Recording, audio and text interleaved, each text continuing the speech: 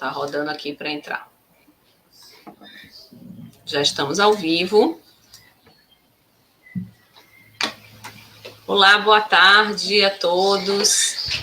Já estamos ao vivo. Estamos esperando aqui agora um pouquinho, né, para as pessoas começarem a chegar. Mas hoje a gente vai ter uma mesa redonda muito interessante, que a gente vai falar sobre acessibilidade, que é um tema de extrema importância para todos nós, né? Não é específico para nem a classe técnica de arquitetura e tal, nem para nenhum outro tipo de especialização, vamos dizer assim. Seria para todos, porque acessibilidade é um tema extremamente amplo. E nessa mesa redonda a gente justamente quer mostrar um pouco essa dimensão do que é esse tema, tá? Então, vamos começando, já temos algumas pessoas chegando aí, e aí a gente vai, eu vou falar rapidamente aqui a Casa 500, que está como realizadora desse evento, dessa mesa redonda. É um espaço, primeiro deixa eu me apresentar, eu sou Mila Peixoto, sou arquiteta, urbanista, trabalho há mais de 20 anos já na área de projeto mesmo, sou professora de graduação e de pós-graduação, e a Casa 500 foi uma idealização minha, né, para que a gente pudesse ter mais proximidade da área acadêmica com o mercado de trabalho. Então, um grande objetivo da Casa 500, né, fundada por mim há uns 4 ou 5 anos atrás, foi justamente fazer esse link mais próximo entre mercado de trabalho e academia. Tá? Então, a gente oferece alguns cursos lá que são sempre voltados para a área, para o mercado de trabalho, e também compartilhamento de conteúdo. Então, essa live, a gente tem o apoio aí fantástico do governo do estado, né, e através da Secretaria de Justiça, né, Direitos Humanos, e a gente tem a representação aqui de Adson. Nessa mesa redonda, a gente tem, são 5 componentes, fora, né, além das duas meninas, Avani e Tayane, que estão aqui fazendo toda a nossa tradução, né, simultânea. Então agradeço a elas por estar aqui ajudando a gente nessa empreitada. E então, assim, deixa eu falar rapidamente aqui, a gente não está com o Alexandre Baroni nesse momento, ele está com um imprevisto, mas ele vai conseguir chegar, espero que ele venha pelo menos um pouquinho aqui falar com a gente. Ele teve um imprevisto, mas é uma pessoa que né, vai fazer falta para a gente aqui, mas Adson vai ajudar muito a gente também nesse sentido, porque trabalha com ele dentro da secretaria, né, Adson, e aí pode mostrar um pouco para a gente essa visão da gestão de acessibilidade, que é um dos temas que a gente vai abordar aqui hoje.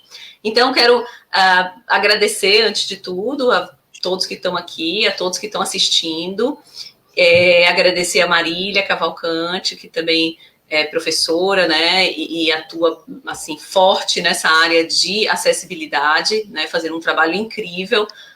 Obrigada, Marília, por estar aqui com a gente. O Adson, né, como eu falei, ele está na secretaria, junto com o Alexandre Baroni, que também dá uma ajuda grande para a gente no governo do estado, nessa linha de acessibilidade.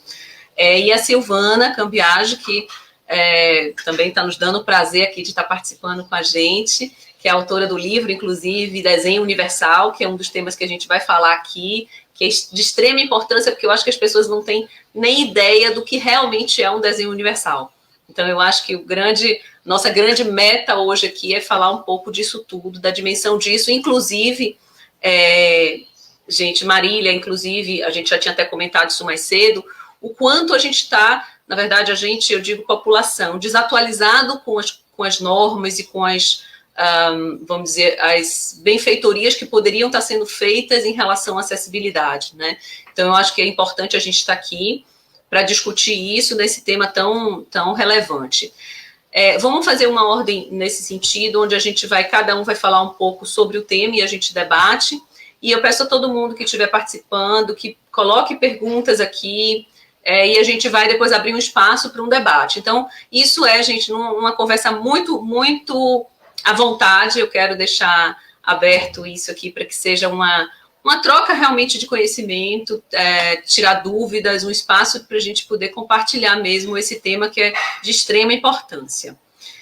Então, vamos lá, né? Vamos começar a falar sobre acessibilidade.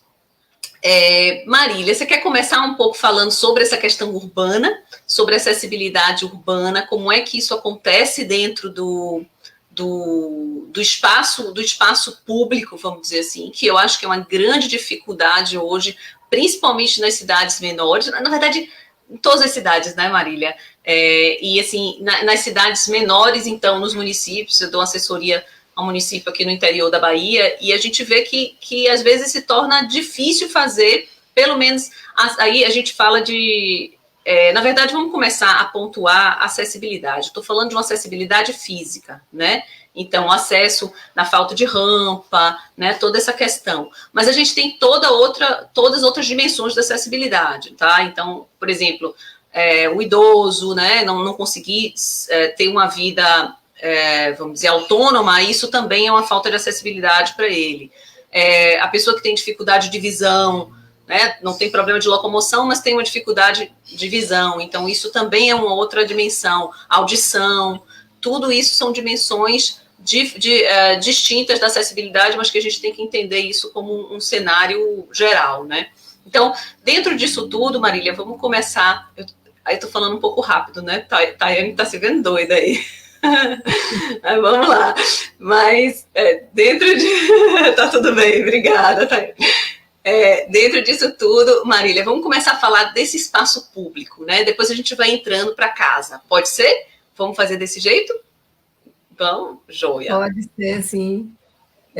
Antes de qualquer coisa, eu quero agradecer a Casa 500 aqui na pessoa de Mila Peixoto pela oportunidade de estar participando aqui mais uma vez, né, com você. Um prazer enorme, principalmente trazendo as questões, né, de acessibilidade que são tão pertinentes e atuais, né, não só para arquitetos, mas para a sociedade de forma geral. Né? Como você colocou, essa questão da acessibilidade ao meio urbano, né, é uma questão aí que passa pelo direito, né, de usufruir da cidade, né, e vai muito além das questões relacionadas às pessoas com deficiência, né, que, como você já falou, também amplia para outras pessoas com mobilidade reduzida e etc., que aí é o tema que Silvana vai aprofundar, né, do desenho universal, e a Atio também vai falar das outras dimensões de acessibilidade. Então, eu não vou entrar muito nessa seara, mas, assim, falando das questões do espaço urbano, é muito importante que a gente garanta a segurança e a autonomia, né, que são premissas da acessibilidade. Então, a acessibilidade universal, ela depende da autonomia e segurança, de você permitir, né, um espaço que dê autonomia e segurança às pessoas, independente da sua condição de mobilidade. Né? Seja uma pessoa com deficiência física, seja uma pessoa com mobilidade reduzida ou com outros tipos de deficiência, e toda a questão de acessibilidade gira sempre em torno de uma coisa sistêmica, né? Você não dá para trabalhar, por exemplo, acessibilidade, falando do espaço urbano, sem falar na continuidade de percurso. Então, a continuidade de percurso, eu preciso ter não apenas rampa, porque rampa é um acesso para uma pessoa com deficiência física, mas é um obstáculo para uma pessoa com deficiência visual. Então, eu preciso pensar no espaço, garantindo a continuidade de percurso e garantindo o acesso a toda e qualquer pessoa, né, de acordo com os princípios do desenho universal, que é o que o Silvano vai tratar. Então, a gente precisa, quando fala de cidade, pensar na largura das calçadas, o tipo de revestimento da calçada, como é que esse mobiliário urbano está disposto na calçada, né? Falando aí de mobiliário urbano, árvore, ponto de ônibus, lixeiras, né? Telefone público, que a gente vê cada vez menos, mas é um mobiliário. Também tem outros tantos mobiliários que a gente tem. Então, assim, é preciso que o espaço seja pensado de uma maneira a contemplar todos os aspectos e garantir o percurso livre e contínuo, né? Por isso que a norma traz o conceito de rota acessível. Quer dizer, a rota é o trajeto contínuo, desprovido de obstáculos, né? O que a norma chama de barreiras. Então, esse plano de acessibilidade, né? Essa rota acessível nas cidades grandes e pequenas, né? Deveria ser implantado, que ele está previsto, inclusive, nos planos de mobilidade, que já é uma obrigatoriedade para cidades acima de 50 mil habitantes. Então, é até uma condição para que as prefeituras consigam captar recursos, né?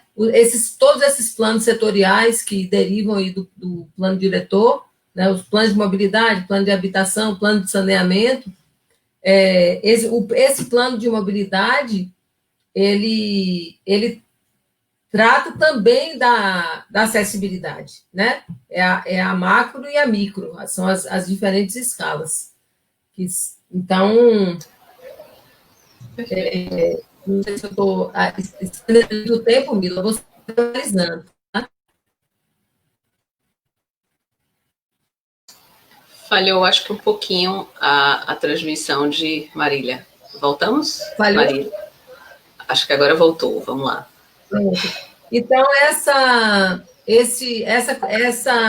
medidas são essenciais para que sejam pensadas de forma integrada, para que elas possam atender a todas as pessoas, né? Seja uma pessoa com deficiência ou mobilidade reduzida, uma pessoa obesa, acima do peso, uma grávida, uma pessoa com deficiência temporária, uma pessoa idosa, que ela possa usufruir da cidade. Então, todo o comércio, toda a área comercial, toda a área de uso público e coletivo, ela deve estar acessível a qualquer pessoa. Está previsto na Lei 10.098, né? Isso é desde o ano 2000, nós já temos aí 20 anos, né, dessa lei. Então, a gente tem em termos de legislação, o Brasil está muito bem.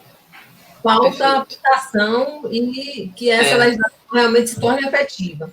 Né? Porque, ter braços, assim, né, para poder atuar, né? Nas cidades, o que a gente vê muito são ações pontuais. Né? Às vezes coloca rampa, ou como a gente teve aqui, uma colocação, a obrigatoriedade de se colocar piso tátil. Será que essa intervenção realmente promove a autonomia e segurança das pessoas? Se não promove, não é acesso, né? Não permite o acesso, não permite essa continuidade. Então, assim, eu preciso ter a edificação, o meio urbano, o transporte e a comunicação e informação, o que isso está previsto na legislação.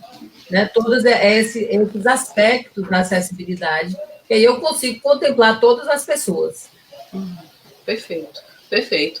Eu vou passar a palavra um pouco para a Silvana, para ela poder falar um pouquinho aí sobre essa parte urbana, né, complementar alguma coisa da sua fala, e aí depois eu quero que Adson me fale também como é que a gente faz isso dentro da gestão, porque a questão urbana, eu sei que eu estou trabalhando um pouco com o plano de mobilidade, nesse município que eu dou assessoria, e vejo que é uma dificuldade, como você falou, Marília, manter que a rota seja contínua é uma coisa muito complicada.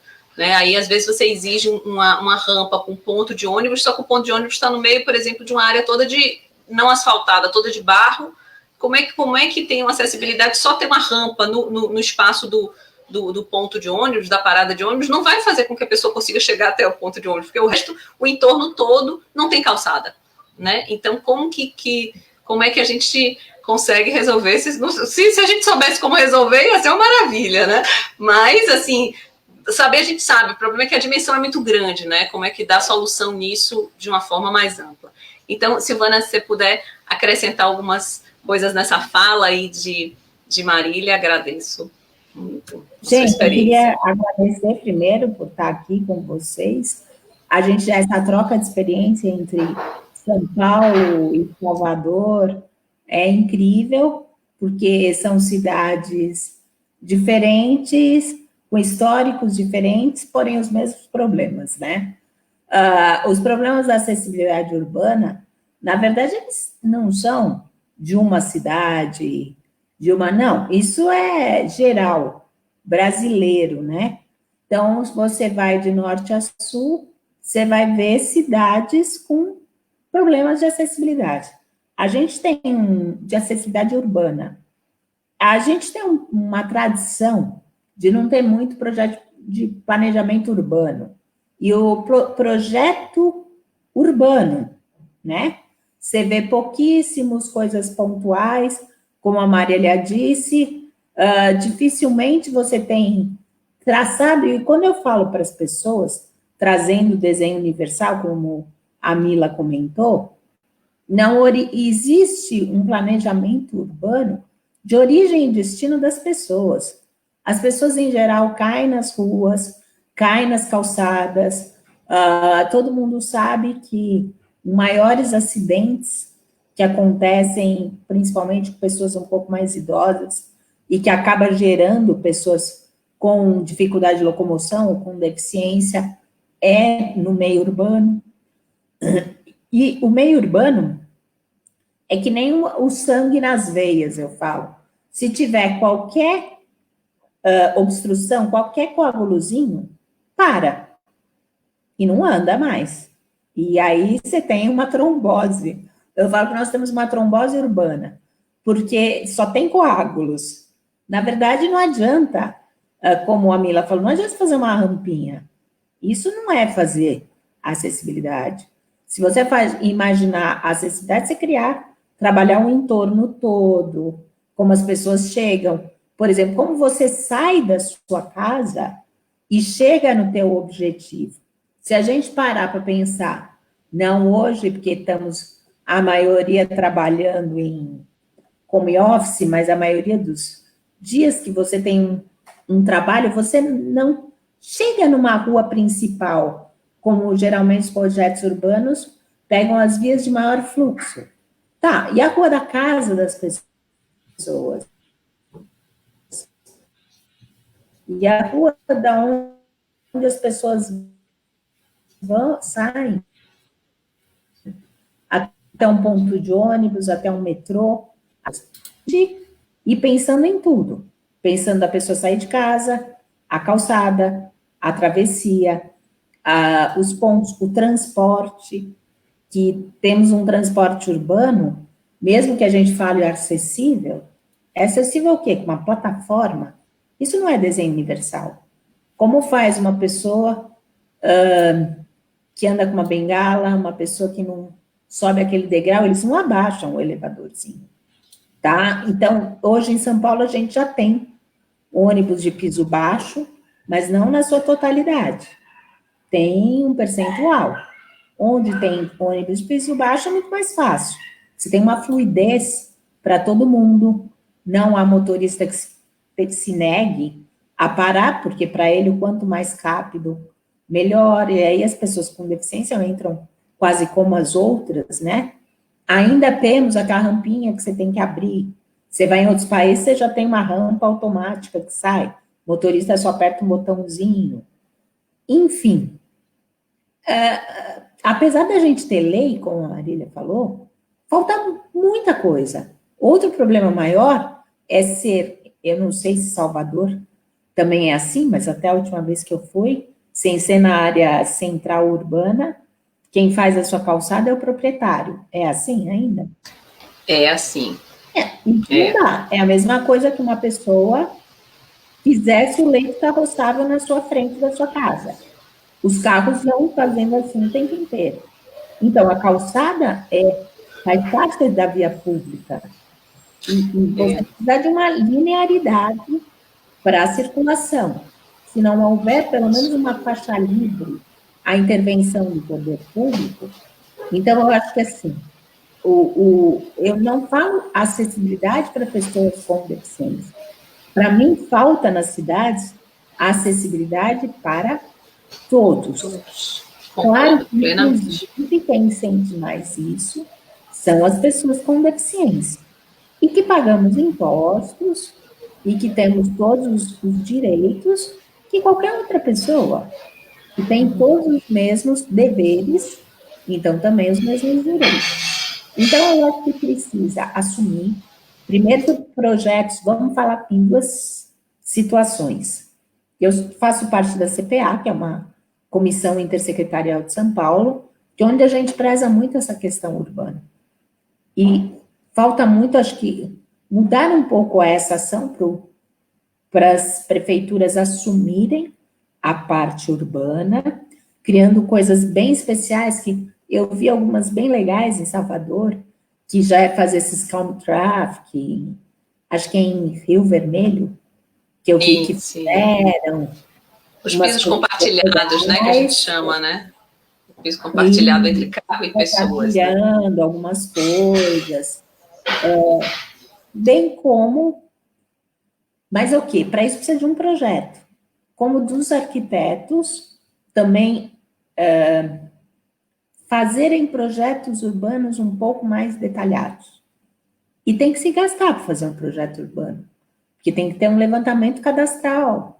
Tem que saber realmente onde estão os problemas, os desníveis, as interferências, para aí você pregar a solução. Então, precisa de projetos mais detalhados. Não adianta, assim, marcar a rampinha. Então, você precisa desse projeto do entorno todo. Então, acho que unindo essa questão das prefeituras assumirem, Estado, prefeitura, ou a área pública da calçada como parte dos seus deveres, e não só das ruas principais, mas da calçada como um todo, no mínimo na faixa livre, e também na parte da arquitetura, qualquer projeto, sendo de uma rua, é um projeto que deveria deveria ser mais bem pago, para poder ter levantamento plano altimétrico, para ter uma intervenção realmente detalhada do local. E também uma adoção de meios de transporte mais universais. Não aquela plataforma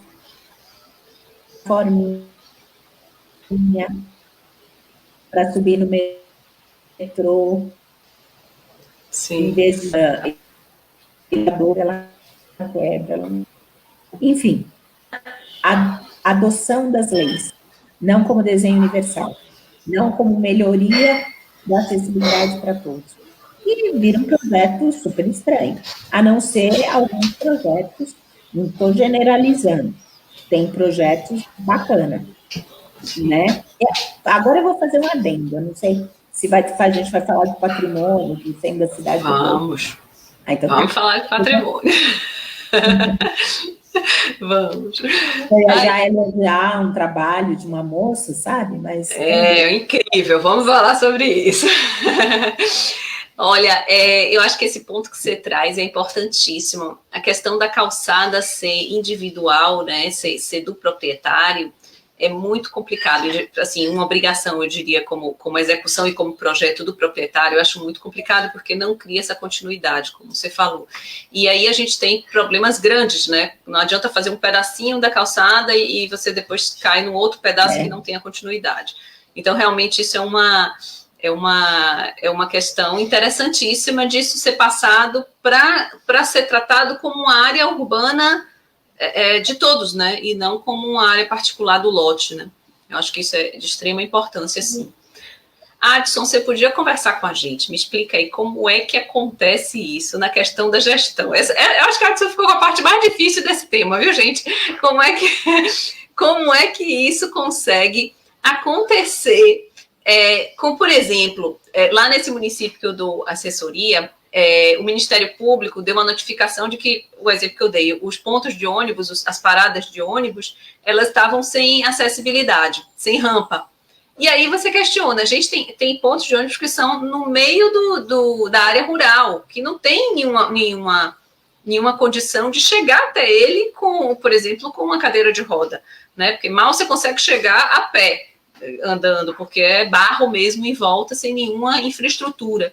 Como que... Aí a gente devolveu e falou, ok, como é que a gente dá a solução nisso? Né? Você foi autuado pelo Ministério Público, porque não tem acessibilidade na parada de ônibus, no ponto, que ele é feito ali de uma base de concreto, mas como é que a gente consegue...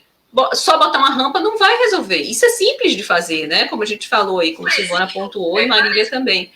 Isso é simples da gente fazer. O problema é como é que a gente faz o entorno, como é que a pessoa chega até aquele espaço, né?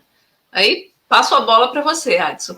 Como é que vocês enfrentam isso dentro dentro de uma secretaria, né, que está cuidando desses temas, né?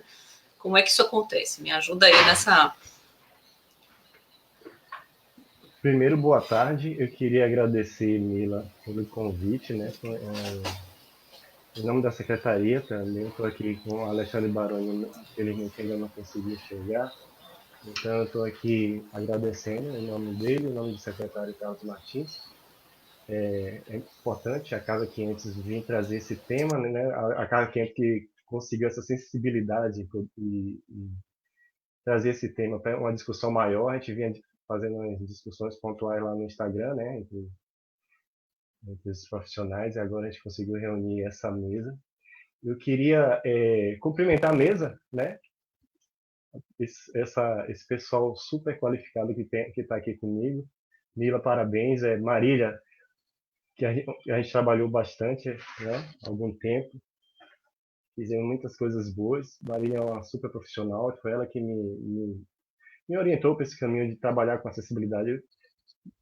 A gente me despertou para a importância da acessibilidade. Eu sou arquiteto, né? Arquiteto e urbanista. E eu era especialista em arquitetura prisional, e a partir daí, de ter conhecido Marília e Baroni, que me direcionou e me sensibilizou, né, a acessibilidade, trouxe todas essas questões que a gente está discutindo aqui, a função do profissional de arquitetura com relação à importância de garantir a acessibilidade e de garantir a inclusão. Silvana, foi assim, em 2014, a gente fez, a Secretaria de Justiça na época fez uma qualificação para arquitetos para a Copa de 2014, e a gente trouxe Silvana para fazer uma palestra, e foi aí que eu conheci e ganhei um livro, o livro Acessibilidade Universal, e a partir daí eu fui para São Paulo, fiz o curso lá, o curso que ela coordenava, e são grandes inspirações para mim, Silvana, Marília Baroni. E respondendo a sua pergunta, e também já a pergunta que estão fazendo aqui na internet, quais ações, né, que a Secretaria vem fazendo, a diretoria vem fazendo, né, de acessibilidade, para garantir acessibilidade e inclusão. Eu estou na superintendência, vamos fazer 7 anos, e desde lá a gente vem numa luta grande para tentar garantir a inclusão social da pessoa com deficiência, que já vive um ciclo de invisibilidade muito grande, ela não consegue sair de casa por questões de tudo que foi pontuado, né? A cidade não está preparada para receber as pessoas, e a gente tem um número enorme de pessoas com deficiência que ainda estão em casa, que não conseguem sair. Então, hoje, a superintendência ela vem atuando na questão das fiscalizações. A gente tem uma parceria grande com o PROCON, com o Ministério Público, né? A gente faz parte do Conselho da Pessoa com Deficiência, a gente faz parte do Fórum de Combate à Violência da Pessoa com Deficiência. Tudo isso são ações de inclusão para garantir a acessibilidade. Isso eu estou falando da acessibilidade porque é uma acessibilidade de forma mais ampla, né? Não é essa acessibilidade que a gente pensa que é a acessibilidade que está na cabeça das pessoas. Quando eu sempre pergunto, sua edificação é acessível? A pessoa sempre fala, tem rampa. Se tem rampa, é acessível. Então, a acessibilidade é muito maior do que isso. Então, nesse campo, nesse pensamento geral, levando em conta as 7 dimensões, que é uma coisa que eu vou falar daqui a pouquinho, a gente vem trabalhando. A gente a superintendência ela fornece o passe livre intermunicipal, que é para garantir a mobilidade da pessoa com deficiência de forma entre municípios. A gente elaborou alguns projetos em parceria institucionais, a gente fez parceria com o INEMA, onde a gente pensou na acessibilidade do Jardim Zoológico de Salvador, onde a gente pensou na acessibilidade do Parque Metropolitano de Pituaçu. A gente elaborou um projeto do Centro Histórico de Salvador, que a Marília vai falar um pouquinho mais tarde. E a gente vem criando curso de capacitação. Essa nossa live também é um filho nosso, né, que a gente vem trabalhando. É um namoro nosso, Mila, com a Casa 500, né, para sair essa live. E é isso. E a acessibilidade,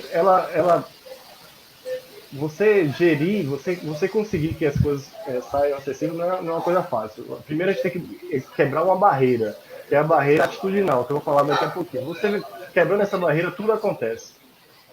Né? E é Perfeito. Isso. Eu Bem colocado. Falar um pouquinho da gestão, e daqui a pouco eu falo um pouquinho mais sobre as 7 dimensões. Assim, só para a gente concluir essa parte urbana, a Marília levantou também uma questão importante, que quando os municípios conseguem se organizar e ter planos, os planos de mobilidade, que o plano de mobilidade ele envolve toda a parte de mobilidade, então ele envolve tanto a questão da acessibilidade como a mobilidade de uma forma geral, como melhorar o trânsito, como colocar novos meios de transporte, né, dentro dos municípios, das cidades. Estou falando dos municípios porque tudo acontece a partir dos municípios, né, porque são os pequenos núcleos que vão ampliando todo para o Estado e para o país, né, o que existe realmente, o que eu chamo de chão de terra, né, mesmo, é o município, que tem que começar por ali, são os primeiros módulos que acontecem.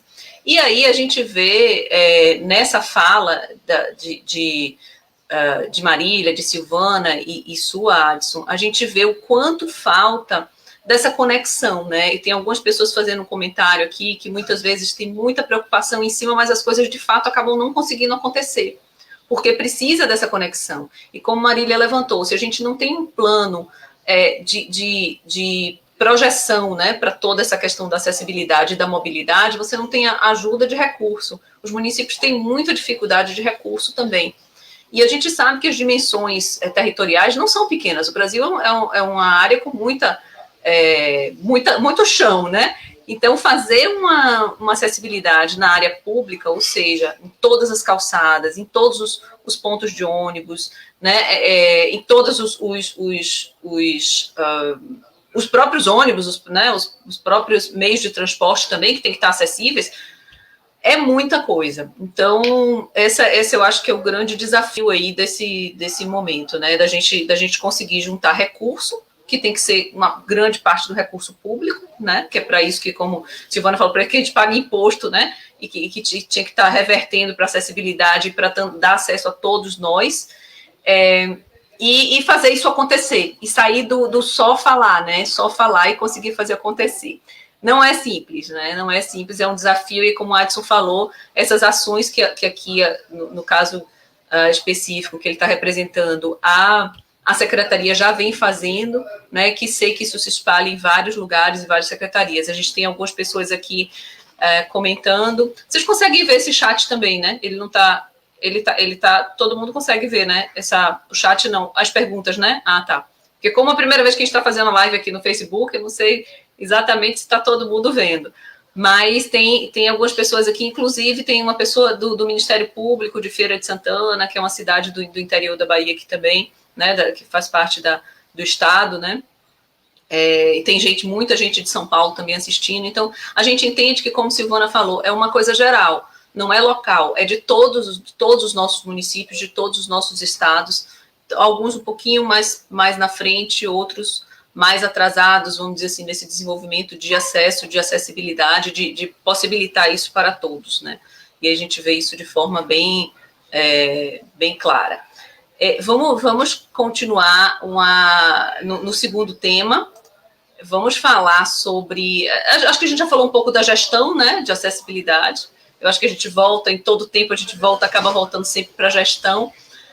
Mas, Silvana, quer falar um pouquinho sobre o desenho universal já? Vamos tocar nesse assunto, porque eu acho que é um assunto de uma curiosidade geral, e que as pessoas às vezes ficam sem saber o que é. Desenho universal, às vezes acho que é eu já ouvi até algumas pessoas achando que é uma peça de design, vamos dizer assim, sabe?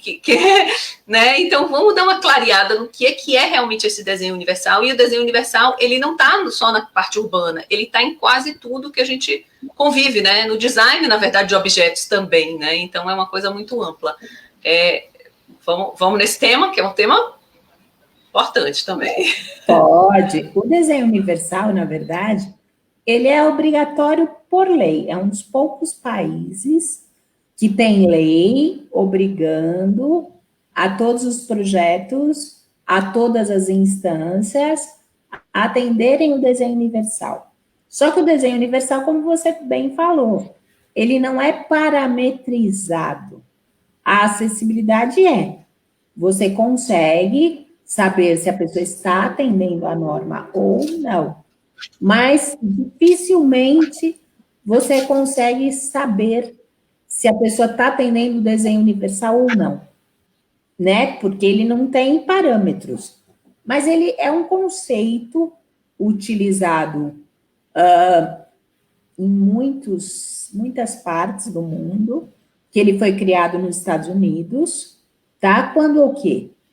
Quando o pessoal veio da guerra, que veio para uma cidade que eles foram brigar fora, cuidar desses países, assim, lutar pelos Estados Unidos, chegaram com a maioria na guerra do Vietnã, chegou jovem, com muitas deficiências, e conseguiam ter uma cidade com band-aids de acessibilidade, meio, sabe? Já tinha acessibilidade. Mas chegava no local, tinham que entrar por uma porta do lado. Conseguiam usar alguma coisa ou não. Aí juntou-se um grupo de pessoas com deficiência, lutando por um desenho que fosse mais adequado a todas as pessoas, tá? Independente da característica física, intelectual, psicossocial, ou seja, que atendesse às dimensões de uma pessoa baixa e alta, no mesmo produto, vai. Produto, quando eu falo, pode ser uma edificação, pode ser um equipamento, pode ser uma política urbana, e um serviço que atendessem essas pessoas. Junto com esse grupo de pessoas com deficiência, se juntaram alguns arquitetos.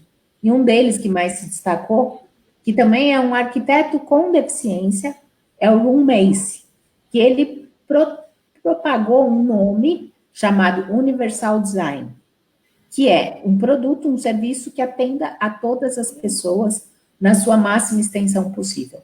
Então, vocês lembram? Eu sei que tem uma gente jovem me assistindo, talvez nem lembre o que eu vou falar agora. O orelhão. O orelhão é um telefone público, né, que já virou peça de história, que tinha na rua e que estava lá, sendo que 5% era acessível.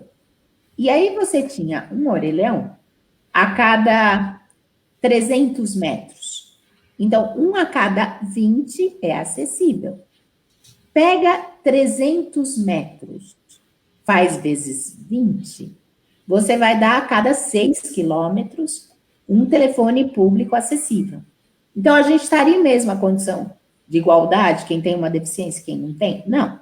Porque eu teria que andar 6 quilômetros para pegar um telefone público. Estava atendendo a regra de acessibilidade? Estava, porque a norma pede 5% de telefones públicos acessíveis. Então, essa é a diferença, tá? Então, eu não tenho que ter um telefone acessível e um telefone não acessível. Por exemplo, o iPhone. O iPhone é um dos primeiros produtos que você faz assim e ele fala. Há 3 minutos. Ó, Aqui. Luísa que curtiu a sua foto. tá vendo? Ele começa a falar. Isso serve para quem? Para deficiente visual.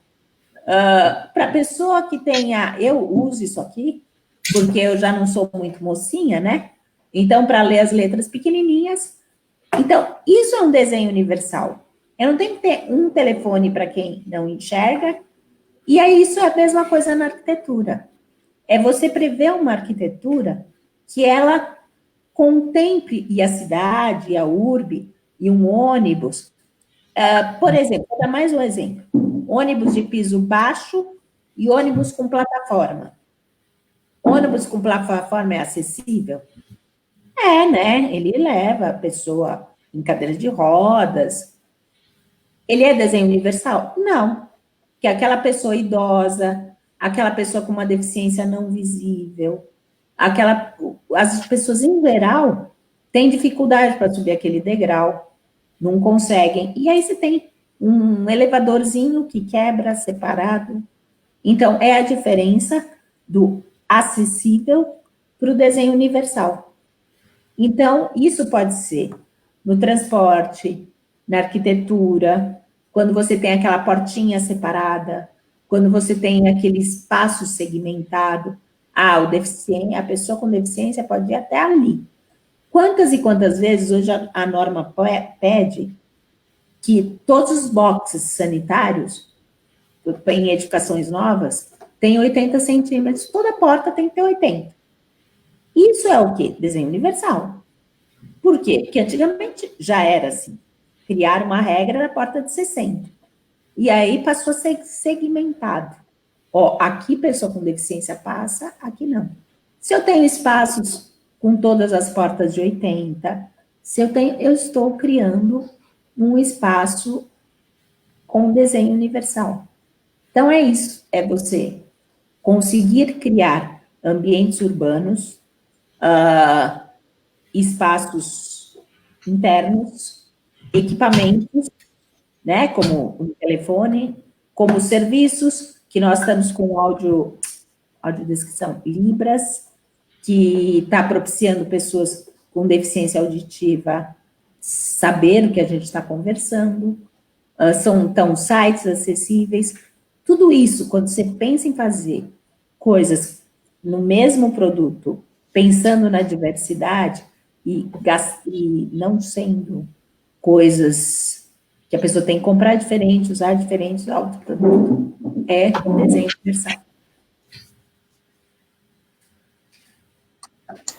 Perfeita colocação. A gente entendendo o desenho universal dessa forma, a gente abrange e abraça todo mundo, né, sim, Silvana? Eu acho que esse que é a grande questão, né? E aí, independente, porque assim, mesmo todo mundo vai envelhecer, gente. A melhor opção é envelhecer, né? Porque, fora isso, não estaria aqui, né? Então, a melhor opção é envelhecer. Então, quando cada vez mais, a gente vai precisando de mais, né? A gente perde a acuidade visual, a gente perde um pouco da mobilidade, mesmo quem não está com nenhum tipo de deficiência mais específica, vamos dizer assim, vai começar a ter uma perda natural vamos dizer, de dinâmica. E esse desenho universal, na verdade, imagine que, por exemplo, se você estivesse numa casa, e aí isso é um desafio eu falo muito isso, porque é um desafio para a gente que faz projeto, né? Então, imagine que todo mundo que chegasse aos 40 anos tivesse que mudar tudo de dentro de casa. A partir dos 40 anos, por quê? A partir dos 40 anos você já perde massa muscular, você já perde acuidade visual, você perde um monte de coisa. Então, imagine que você tivesse que se mudar. Toda vez que você fez 40 anos, vai ter que mudar para uma outra casa especial para aquilo. Então, na verdade, eu acho que é como você falou, o projeto ele tem que ser... por acaso, todos nós aqui somos arquitetos de formação, né? Então, a gente sabe a dificuldade e a importância disso, tá? Mas isso é uma coisa que tem que ser uma mudança de pensamento, como várias pessoas já colocaram aqui também nos comentários, é uma mudança de pensamento. São todos nós como usuários e como convivendo nessa sociedade, entender que isso tem que ser para todos mesmo, né? E aí a gente chega num momento que depois a gente entra um pouquinho daqui a pouco, mas as questões das dimensões dessas dificuldades. Por exemplo, alguém que tenha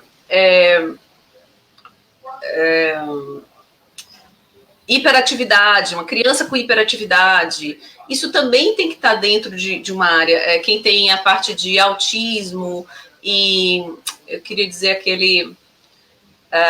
que a pessoa não consegue se concentrar muito, então que tem muitos estímulos em volta, então todo cuidado com o ambiente que a gente constrói, ele tem que ter, porque na verdade, na hora que ele, com os autistas, né, na verdade, eu queria falar isso, na verdade, quando você bota um ambiente muito provocativo, muito cheio de estímulos, ele vai ser cansativo para todos, não é só para alguém que tenha uma dificuldade de concentração, mas para todos, entendeu?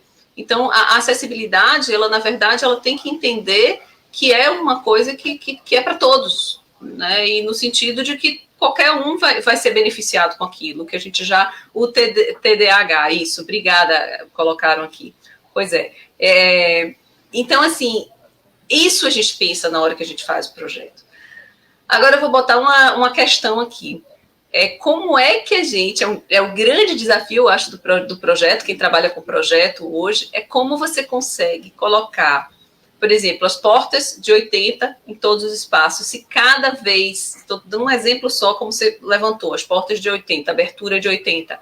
Se cada vez a gente tem menos área, né? Os apartamentos, as casas, os espaços, de uma forma geral, um metro quadrado muito caro, né? E cada vez a gente tem menos área. Esse é eu acho que é um dos grandes desafios do projetista, né?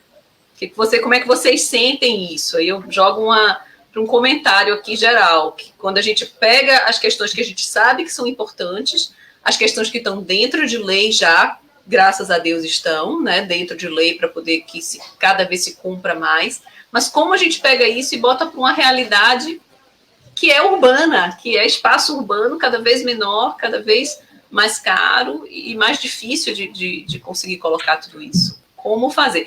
E, além de tudo, nas áreas, por exemplo, de habitação de interesse social, por exemplo, que os custos são muito reduzidos, que tem que ser... O orçamento é muito reduzido, na verdade, né?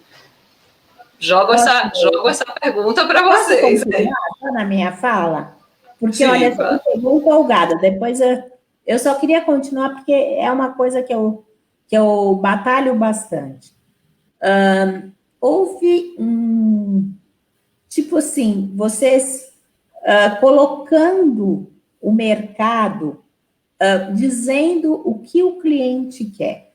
Então, dizia-se que o que o cliente queria, não sei se acontece em Salvador, por isso que eu até quis falar antes para ouvir um pouco a opinião de vocês, dizia-se que queria áreas comuns. Você pega prédios residenciais em São Paulo, em que você tem tudo, terrenos amplos, mas só para áreas, quadras, isso, aquilo, o apartamento é um ovo. Sim, mínimo. E agora eu conheço pessoas que durante esta pandemia, e não foram uma, várias pessoas, não aguentaram ficar nos seus apartamentos. Alugaram, saíram, foram para sítio. Eu mesma, eu não estou no meu apartamento em São Paulo. Por quê? Ele se torna opressivo. É um apartamento para quem vive na rua, só vem em casa para dormir. E que desestimula a educação das pessoas, as pessoas ficarem com seus filhos, ficaram juntas, enfim. Mas existe uma certa imposição disso. Eu acho que o mercado, ele se amolda a resposta também do consumidor. Dizer que o Brasil não tem espaço, a gente tem. É que, assim, alguns espaços foram hipervalorizados, e aí você põe o preço lá em cima, muito verticalizado, e acontece essas caixas. A mesma coisa para habitação de interesse social. Tá? E outra coisa que a gente pode mudar muito. Aí a legislação entra em cena. Quando eu entrei na Prefeitura de São Paulo, eu entrei trabalhando com um código de edificações. Eu sou arquiteta da Prefeitura, eu entrei em 87. Já nem estou mais, já estou aposentada na Prefeitura.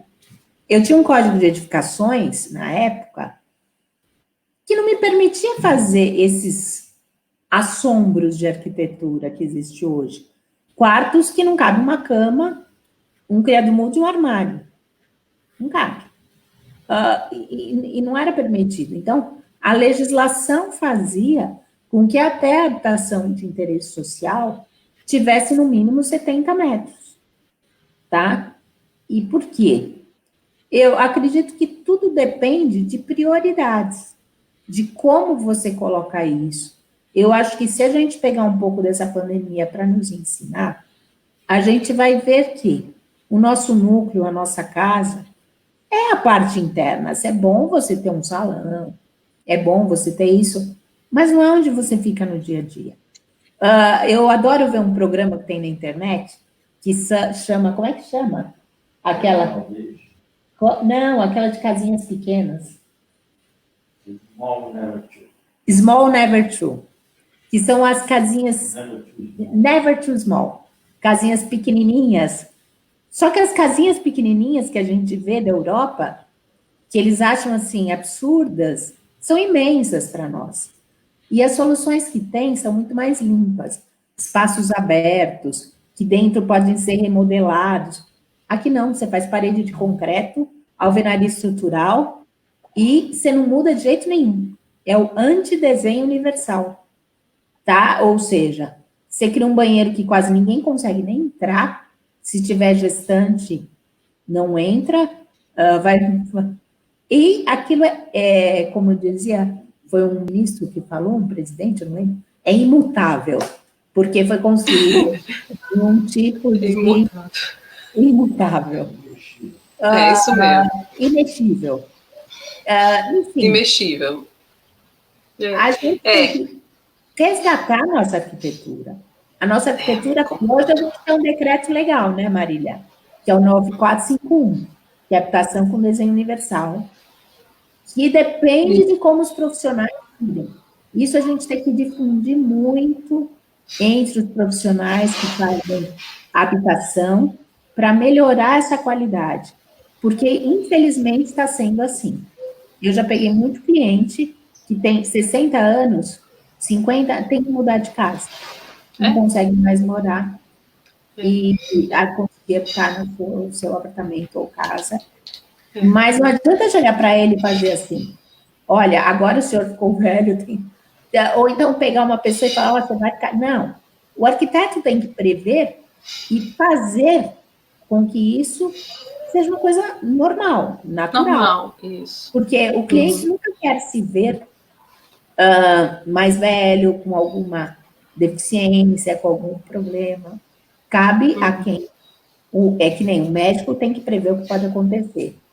O arquiteto que tem que prever as mudanças do ser humano.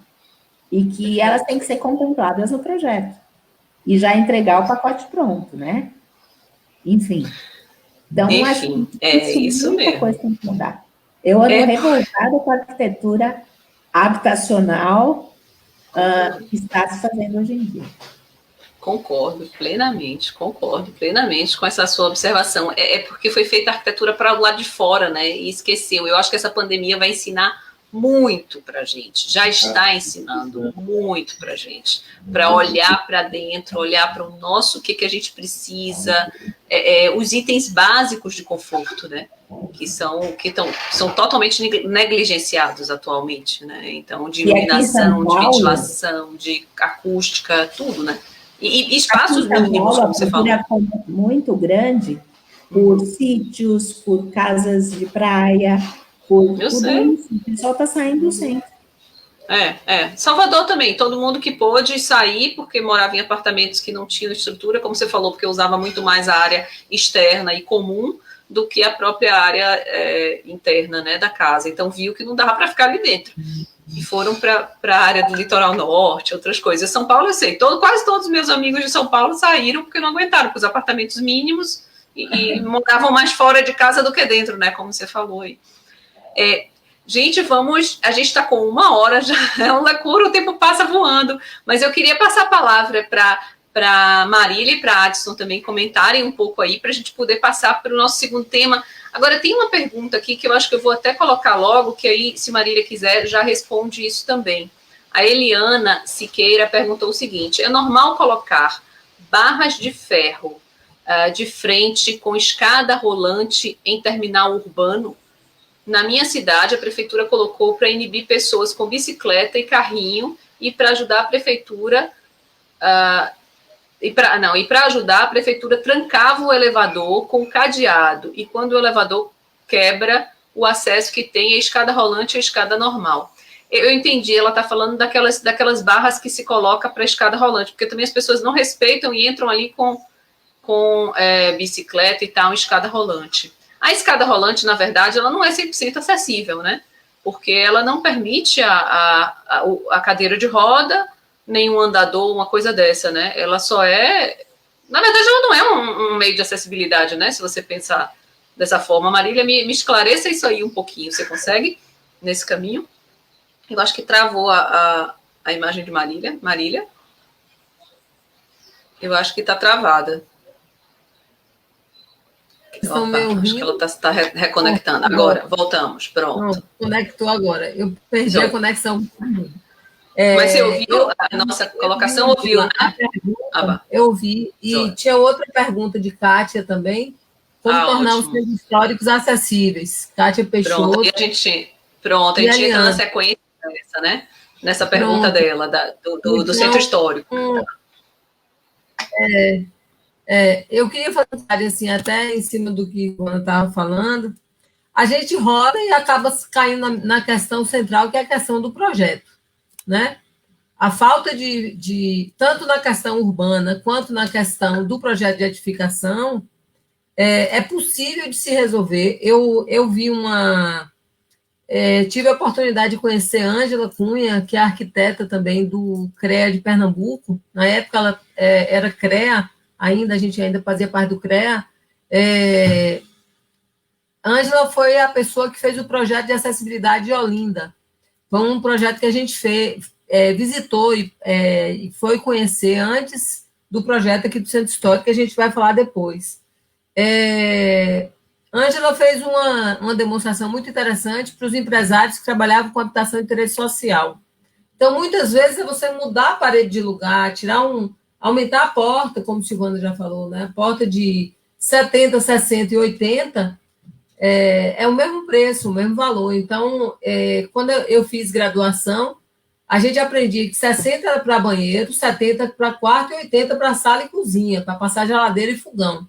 Né? Então, assim, não existia questão de acessibilidade, não era discutida, né? Não era falada. Então, essa questão, como Silvana colocou, a gente precisa pensar nas pessoas em todas as idades, né? Ou ocasionalmente, quase não sai, agora, na pandemia, que as pessoas ficam muito tempo em casa e estão angustiadas, né, com o confinamento, os espaços muito, muito pequenos, esse problema da falta de qualidade, né, dos espaços cada vez menores, tem sanitários que para você entrar, você precisa quase subir no vaso sanitário, porque não tem espaço nem para você fechar a porta. Né? Então, assim, é uma questão de projeto que a gente precisa estar muito atento a isso, né? E até porque é uma obrigação nossa, tem lá na RRT a única norma explícita, né? A gente precisa cumprir todas as normas, mas a 9050 está escrita lá, né? Então, assim, você declara que está cumprindo ou não. Eu acho que essa questão da avaliação, né, do processo projetual, que é uma coisa muito interessante, principalmente porque os novos arquitetos estão entrando no mercado. Né? Essa moçada aí que está chegando agora, que vem com outra visão, eu acho que uma visão muito melhor do que a minha geração em termos de acessibilidade. Né? Hoje a coisa é muito mais, até por conta da própria legislação. Então, eu vou voltar aqui para responder as perguntas, a questão que foi colocada da barra de ferro. Normalmente não, né, Eliana? Esses acessos são livres. né? Não entendi por que, né, que me parece um argumento mais ou menos como se você tivesse que colocar meio fio alto para o carro não subir no passeio, né, na calçada. É uma coisa que não tem muito sentido, né? Então, se a pessoa, se é proibido para bicicleta e carrinho, não precisaria ter uma barra de ferro que vai obstruir, né? Isso pode, eu não sei exatamente como é a situação, mas assim, eu acho que precisa de um tratamento melhor, né, para facilitar o acesso, independente de ser uma pessoa que está numa cadeira de roda, uma pessoa que tem uma restrição de mobilidade ou uma deficiência, mas esses acessos devem ser fluidos, né, pela cidade. Né? E eu já vi essa barra em aeroporto, Marília. Eu já vi essa barra, né, para impedir que o carrinho de mala suba, porque às vezes o pessoal quer subir com o carrinho de mala pela... Mas tudo bem. Então, a escada rolante ela não é o item de acessibilidade vertical. Né? Ela ajuda ali, mas ela não é vertical, não. A escada rolante ela não é indicada para cadeira de roda. Né? Pronto. Até porque você pode, a cadeira de roda pode virar, só em alguns casos, né, muito específicos, mas as escadas rolantes comuns, eu acho que não são indicadas, mas assim, independente de ter uma pessoa numa cadeira de roda ou não, né, de ter uma pessoa que usa uma bengala, é ruim ter esse tipo de obstáculo, porque pode provocar, por exemplo, para uma pessoa cega, pode provocar um acidente. Né? Verdade. São situações que precisam, e normalmente esses adereços, vamos dizer assim, que o pessoal vai colocando no espaço, são colocados sem projeto. Né? Não é pensado. Verdade. Então, assim, tá tendo um uso equivocado, vamos colocar um obstáculo, e aí não se considera, né, na verdade, o uso, né, de todas as pessoas. Né? Tem uma pergunta aqui de Kátia sobre o centro histórico, eu não sei se a gente pode falar disso agora, Mila. Vamos sim. Eu só vamos queria... para o centro histórico, que eu acho que é um desafio. Eu vi aqui no Baroni, chat se ele conseguir entrar, ele teve um probleminha também técnico dele, se ele conseguir entrar, a gente está esperando aqui. Ele tem outro link, né? Ele está com... sobre Kátia? Vamos entrar, sim, porque eu acho que esse tema do centro histórico, né, assim, focando aqui a gente em Salvador, né, mas ampliando isso para várias cidades históricas, como é que a gente interfere num patrimônio, inclusive muitas vezes protegido, né, como edificação, né, como é que a gente consegue interferir e dar acessibilidade a esse espaço, né? Bom, eu sei que vocês tiveram um desafio grande, né, no Pelourinho. Foi um privilégio muito grande na época que a gente participava eu estava na diretoria de acessibilidade na Secretaria da Justiça, né, trabalhando com Adson, na superintendência onde Baroni ainda é superintendente até hoje, a SUDEF, que é a Superintendência dos Direitos das Pessoas com Deficiência. Surgiu um recurso para o centro histórico, né, e aí eles foram buscar a gente para ver na Casa Civil, né, do Governo do Estado, como a Secretaria poderia auxiliar, né, de que maneira a gente poderia, né, contribuir. E aí, falar aqui bem resumidamente, não tinha tempo nem dinheiro para se contratar um projeto, porque já ia se investir o recurso e tal. E aí nós fizemos uma comissão com os arquitetos que estavam na prefeitura e no estado. Né? Esse projeto foi um projeto que nós coordenamos na Secretaria da Justiça, mas ele foi feito a várias mãos. Né? Participou, na época, o ERCAS, que é o História de Referência do Centro Antigo, a Fundação Mário Leal Ferreira. Na verdade, foi uma parceria entre o governo federal, o governo estadual e o governo municipal. Então, a gente se deparou com um grande desafio, que era levar acessibilidade para uma área de proteção rigorosa. Né? Um desafio muito, né, faz a gente tremer nas bases, porque já tínhamos tentado fazer várias ações no centro histórico e não tínhamos conseguido. E aí, nós, a partir dessa parceria, com os diversos, né, as diversas instituições, inclusive o IFAM, né, foi nosso grande parceiro assim, para discutir, para buscar soluções. Foi uma experiência muito rica, que eu agradeço muito o privilégio de ter podido participar. E aí, a gente não pode dizer que o Centro Histórico de Salvador é acessível. Nós temos no Centro Histórico de Salvador uma rota acessível, que é um caminho que tem começo, meio e fim. E aí a gente amplia essa questão para a questão urbana. Como é que a gente trabalha a cidade?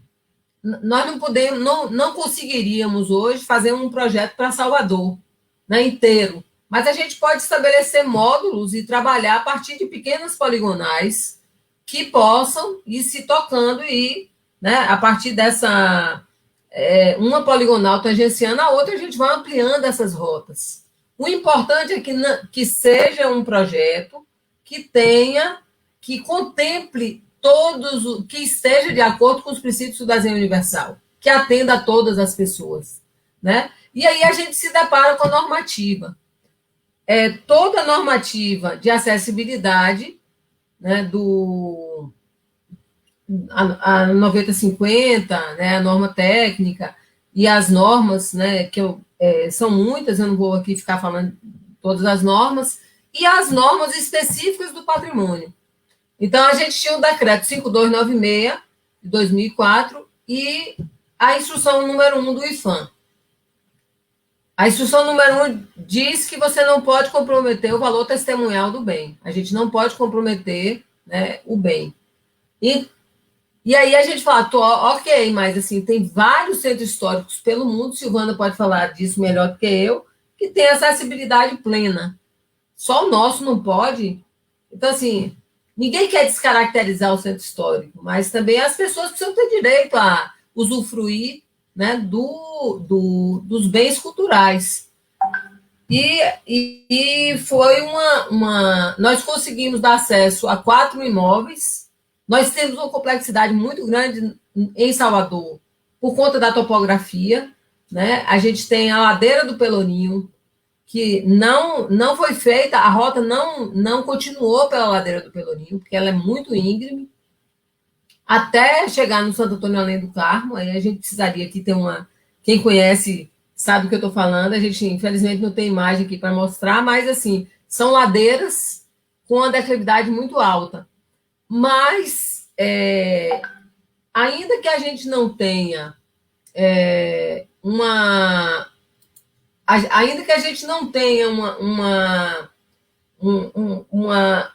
uma acessibilidade plena, considerando a pré-existência, as dificuldades do sítio, a gente pode melhorar o que for possível melhorar, né? E aí a gente trabalha tem um trecho da Rota do Pelourinho que tem acessibilidade assistida, que é um trecho perto da casa de Jorge Amado, que a declividade é maior que 8%. Então, assim, o critério foi escolher os locais onde a gente tivesse o maior número de instituições, de museus, né? Mas, assim, por exemplo, nós temos um acesso ao primeiro pavimento do Solar Ferrão, que é um museu. O Solar Ferrão tem 7 pavimentos. Então, precisaria, além do projeto da acessibilidade urbana, ter um projeto específico em cada uma das edificações, né? Eu acho que a Casa do Jorge Amado já está acessível, né, Adson? Adson pode continuar lá na secretaria, ele está acompanhando isso mais de perto que eu. Então, assim, é um desafio, mas não é porque a cidade tem um sítio mais acidentado, com topografia com maiores relevos, que não seja possível fazer, né? Eu acho que é possível fazer e eu digo sempre para meus alunos, para arquiteto porque é difícil. Se fosse fácil, não precisaria de arquiteto, né? Então, a gente faz, né, Mila? a gente tem que se debruçar e achar uma solução. Afinal de contas, Tem que a gente encarar. tem que olhar para o problema e resolver, né? Então, Resolver. Eu acho que a tecnologia é uma boa aliada nesse momento, né? Nesse desafio, vamos dizer assim, porque realmente tem momentos que você tem em Salvador, o caso, e várias outras cidades, Ouro Preto, por exemplo, você tem uma topografia muito acidentada, né? Muitas ladeiras e tal. E aí, nesses casos, só coisas mecânicas mesmo, né? Assim, uma acessibilidade com apoio de elevadores ou de rampas ou de coisas. Eu acho que aí é tecnologia, o que vai encarecendo mais um pouco, né? Então, o André Coelho até fez um comentário aqui: o centro de Paris é histórico, porém acessível. A falta de acessibilidade plena não seria uma falta de sensibilidade governamental? Eu acho que, em partes, sim. Outra parte é a questão de recurso. É bem verdade que a gente sabe que tem recurso também, porque, né? Bom, aí a Adson pode ajudar a gente nessa dificuldade aí. Como é que é essa dificuldade em relação, já por outro lado, dentro de uma secretaria que pensa e que tenta ajudar nesse sentido, qual tipo de dificuldade vocês encontram nisso, né? Do acesso a essa tecnologia, normalmente é uma tecnologia que tem um custo alto, né? Não é uma coisa simples, vamos dizer assim. Diga aí pra gente isso. Eu queria complementar a fala de Marília com relação ao projeto Centro Histórico de Salvador, trazendo mais, para poder ilustrar de fato o que foi o projeto, o que é que a gente fez lá. A gente não consegue mostrar imagens aqui, mas é importante que as pessoas compreendam, né, o que é o projeto de acessibilidade de lá. Na época, quando a gente começou a fazer o projeto, a gente foi a Olinda, porque lá eles já tinham feito o projeto lá. A gente foi conhecer o que é que tinha sido feito. E trazendo a importância do projeto para cada caso, o estudo para cada caso, que Silvana contou nesse instante sobre você estudar no micro a acessibilidade. Então a gente veio de Olinda maravilhado com o que tinha sido feito lá. A gente viu que eles tinham pensado nas travessias das ruas em nível, levantando o leito carro-roçável. A gente veio com todo esse projeto, todo esse repertório na nossa cabeça e vamos implementar isso no Pelourinho. Só que quando a gente chegou aqui, que a gente começou a elaborar o projeto, a gente viu que Olinda funciona de uma forma, o Pelourinho funciona de outra. Se a gente fosse colocar a solução de Olinda para o Centro Histórico de Salvador, a gente ia criar um caos dentro de Pelourinho. Justamente por causa da inclinação, por causa da água, né, do fluxo de água fluvial no Centro Histórico. Então a gente pensa o que foi o projeto do Centro Histórico de Salvador. A gente pesquisou qual era a melhor rota, qual é a rota que o público geralmente passa, né, dentro do centro, já que não era possível a gente fazer essa acessibilidade em todo o centro.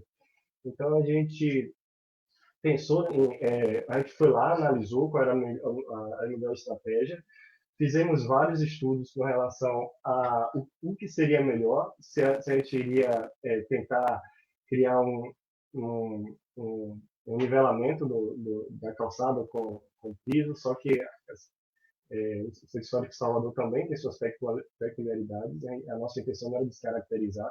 Então, a gente submeteu o projeto para o IFAM algumas vezes.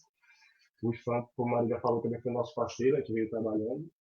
E o básico do projeto foi o quê? A gente criou uma rota onde, até então, o turista chegava no Centro Histórico de Salvador e não conhecia nada, porque não conseguia descer do ônibus.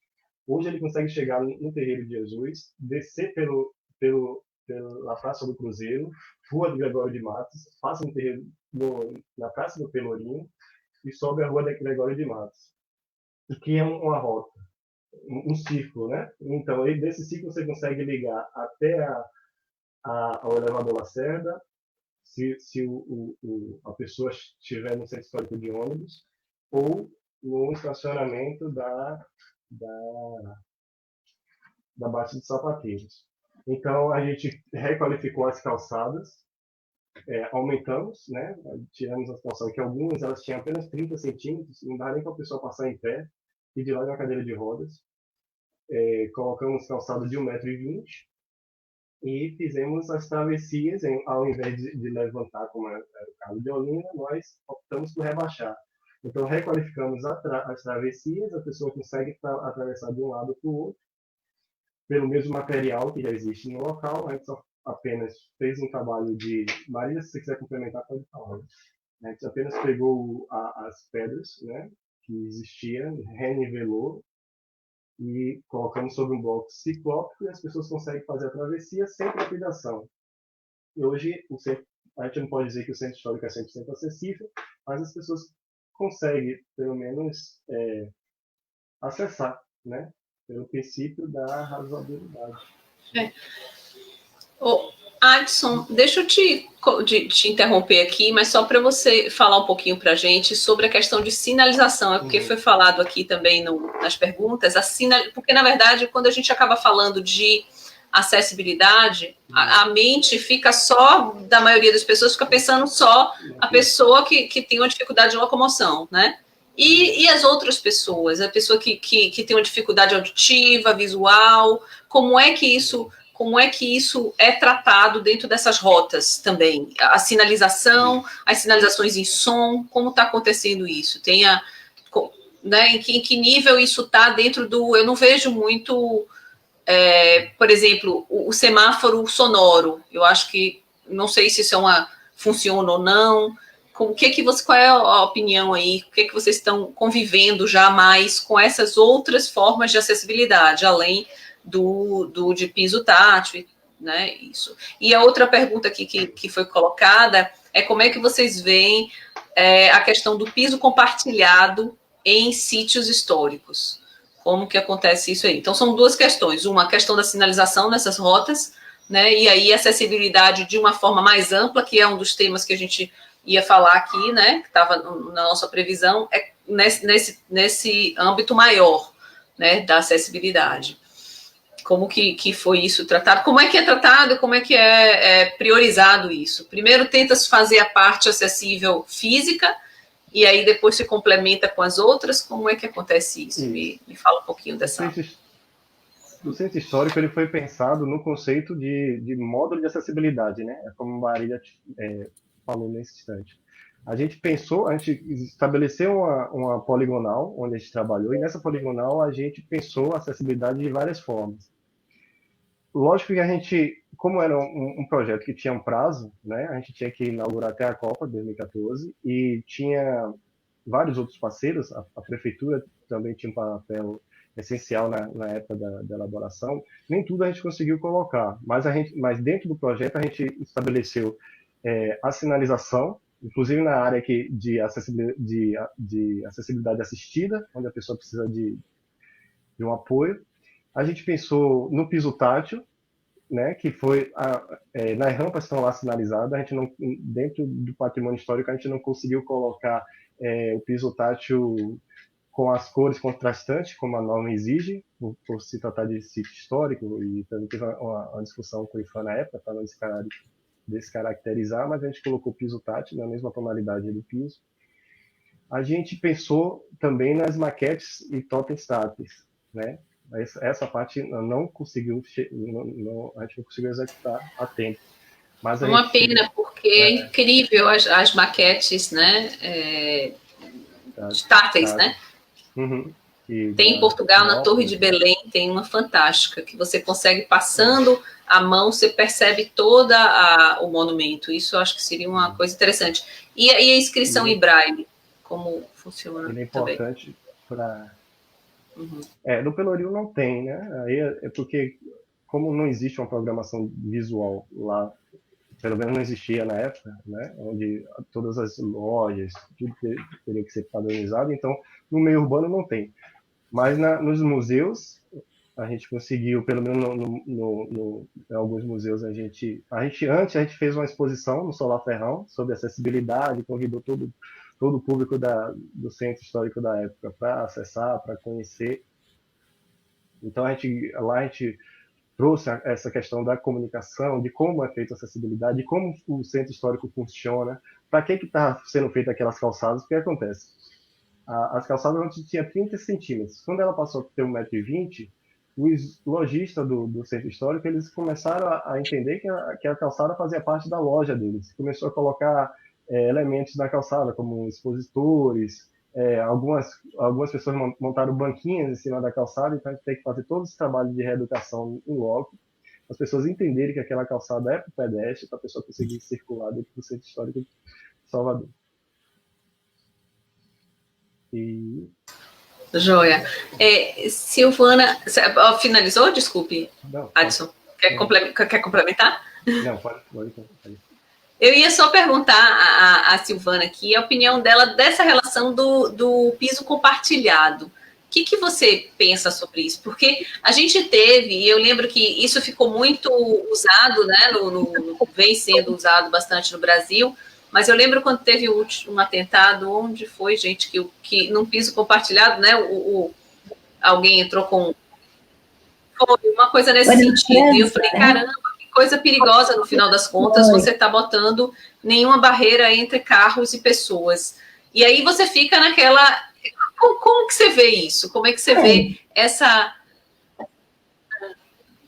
Olha, eu acho que pontual, aquele evento foi um evento separado, quem quer fazer um evento de terrorismo, vai fazer de acordo com a circunstância. E vai acontecer em qualquer momento, não é? Lá ele viu sim.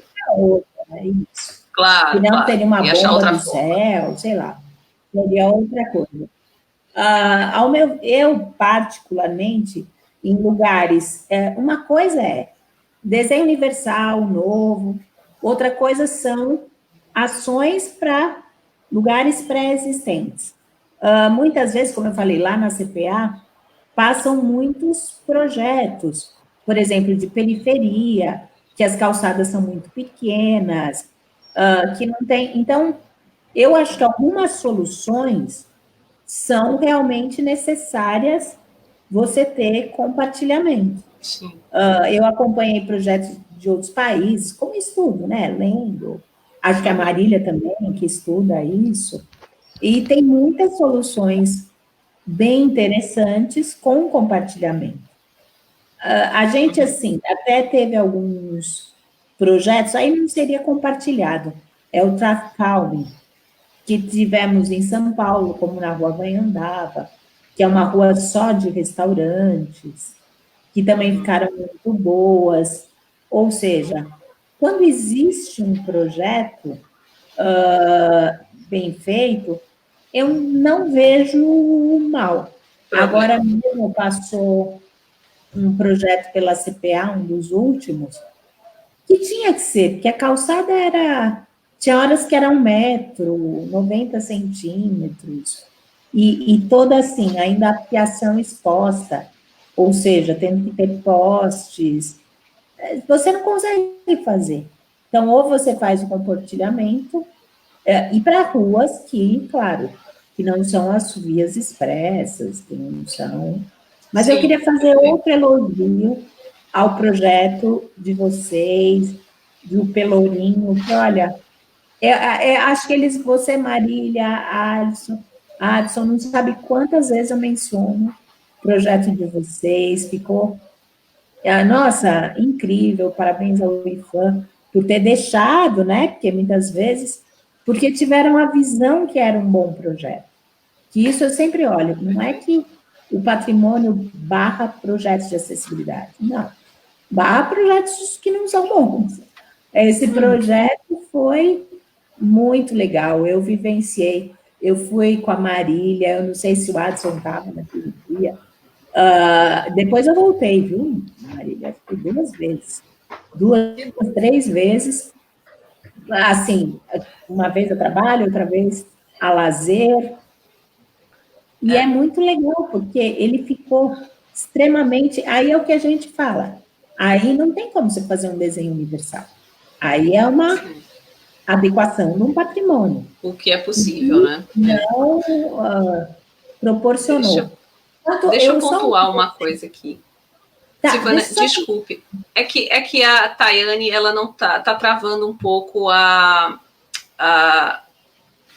tradução dela, então as pessoas estão comentando aqui. Tayane, está um pouquinho travando. Será que A Vani entra um pouco e você sai de volta, porque acho que sua conexão está caindo um pouquinho. O pessoal está reclamando um pouquinho aqui, porque... Tá, pronto. Vê se a Vani assume um pouquinho, enquanto você podia talvez entrar, sair e entrar de novo. Só para poder sua conexão melhorar, né? Acho que é bom. Tá bom. Desculpa, Silvana. Vamos lá, conclua aí, por favor. Eu queria comentar com você também que você comentou de Ouro Preto, de algumas cidades que tem uma declividade maior, e até mesmo Salvador tem uma parte que tem uma declividade acentuada que o projeto não chegou. Eu acabei estudando e fui conhecer uma cidade na Espanha, Granada, que tem, olha, agora, gente, me deu um branco o nome do local, que é um dos patrimônios mais antigos da humanidade, super lindo e tal, e eles fazem, até certa parte, a pessoa consegue ir a pé, depois eles têm como se fosse tem vários tipos de mobilidade, tem um trenzinho, que é bem estreitinho, e ele passa até por uma ruazinha de, sei lá, 1 metro de largura, então ele com espaço para cadeira de rodas, que a cadeira de rodas vai, então eles compartilham pedaços que a pessoa caminha com pedaços motorizados por veículos elétricos, claro, mas que são específicos para as pessoas de turismo passarem por esses, que têm um problema de mobilidade, claro, irem nesses locais aonde não conseguiriam caminhar a pé. Então, esse tipo de... E não é caro, tá? É um veículo elétrico. Ai, meu Deus do céu, esqueci o nome agora. Mas é na cidade, nos arredores de Granada, na Espanha. E eu acho que exemplos como esse... Mostram que é possível, né? Se torna acessível. Como poderia ser em parte de Salvador, em Ouro Preto, em parte de... perto de Recife, Olinda. Olinda. Partes que têm uma declividade fortíssima. Mas passando aquele trecho, a pessoa pode continuar caminhando, e esse trenzinho pega as pessoas nos lugares. Então, ela pode descer aqui, depois ele passa de novo, ele leva a pessoa para outro trecho. É muito legal. Então, isso eu só queria colocar, que não é porque a gente não tem o percurso todo a pé, que a gente não pode fazer esse tipo de veículo, que é compartilhado com o público andando, tá? Que é um veículo próprio para essas pessoas que não conseguem caminhar todo o percurso.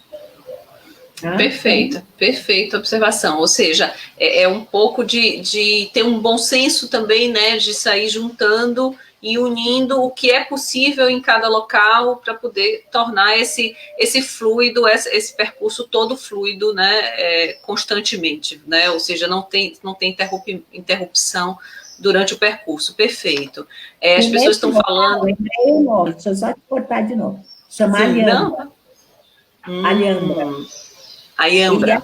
Ele tem, por exemplo, como ele foi feito na época dos mouros, ele tem obras de arte no teto, e ele tem a parte tátil. Cada local, eles até pedem, essa parte tátil é para deficientes visuais, mas também eles colocam, por favor, não danifiquem nossas paredes, não ponham a mão, coloquem aqui, que também serve para vocês tocarem, sentirem, né? Tem pessoas que são tátil, que não tem problema visual, mas quer sentir. Então, de tanto em tanto que você anda, você tem esses painéis táteis, que tem toda a informação para deficiente visual, e tem a informação para quem quer tocar. Eu achei isso bárbaro. Bárbaro, perfeito, porque aí mostra bastante o que que a acessibilidade tem que ser vista desse jeito, para todos, né? Então, dessa forma, quando você faz um painel tátil, você impede de estragar e de danificar os painéis que estão lá, né? E realmente isso é que é importante. Uma coisa que colocaram aqui também muito importante foi que esses pisos compartilhados, o Ricardo botou, os pisos compartilhados, que ele tem a impressão de que o uso deles tem ajudado a educar os pedestres e os motoristas. Aí passa muito por aquilo que a gente falou também aqui, que foi bastante pontuado. É uma mudança de pensamento também, né? É uma mudança de educação para que essa acessibilidade possa acontecer, né? De uma forma geral. Aqui as pessoas...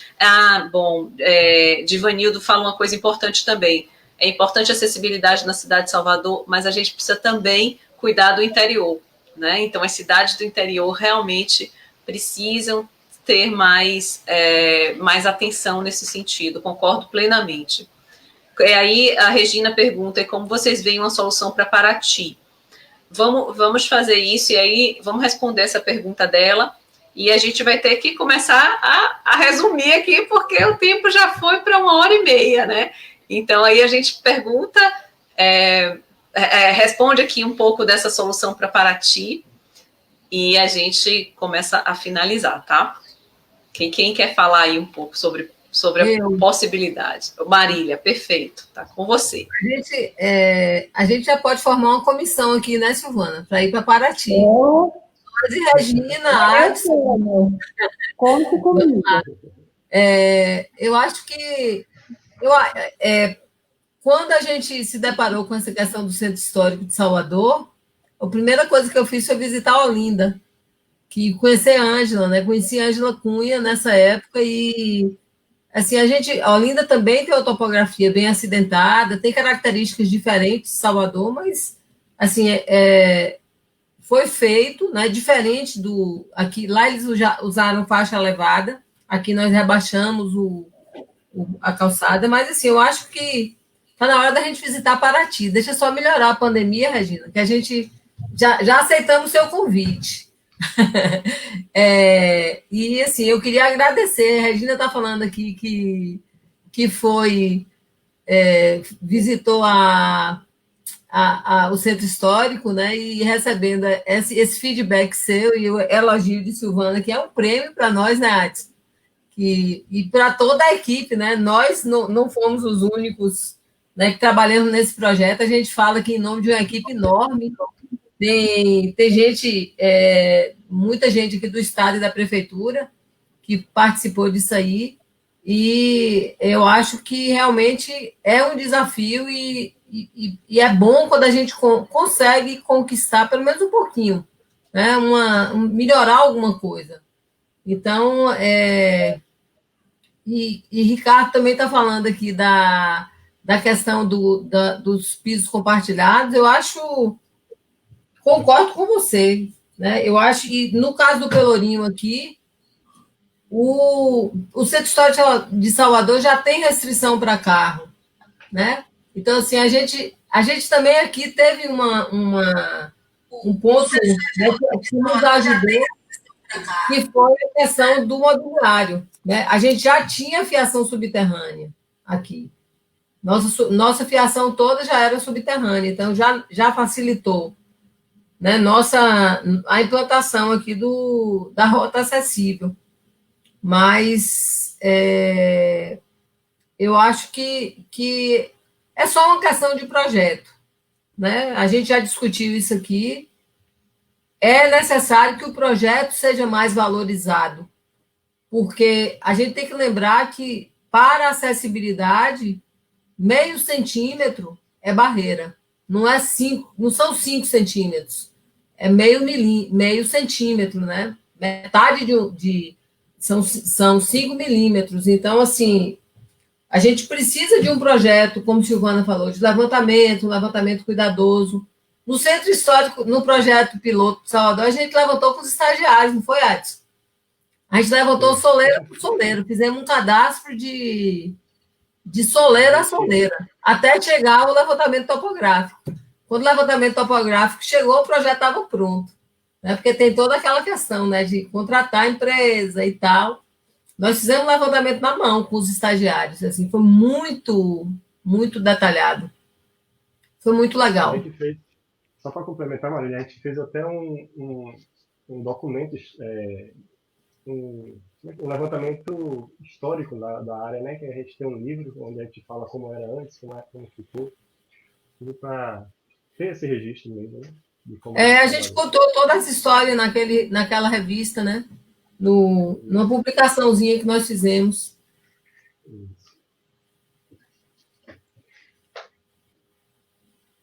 E André está falando aí do projeto do CAB. Adson vai tirar o projeto do CAB do papel, né, Adson? Você e Baroni.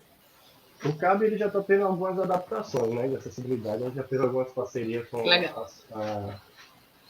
a SUPAT, com a Secretaria de Administração. Se vocês repararem, os pontos de ônibus eles já estão sendo adaptados, já estão sendo colocados rampas, eles estão fazendo o plano piloto, o plano diretor do CAB, onde eles mandam para a gente avaliar todos os projetos das rotas que ligam os pontos de ônibus até as edificações, a gente vai fazer algumas análises, o CAB vai ficar acessível.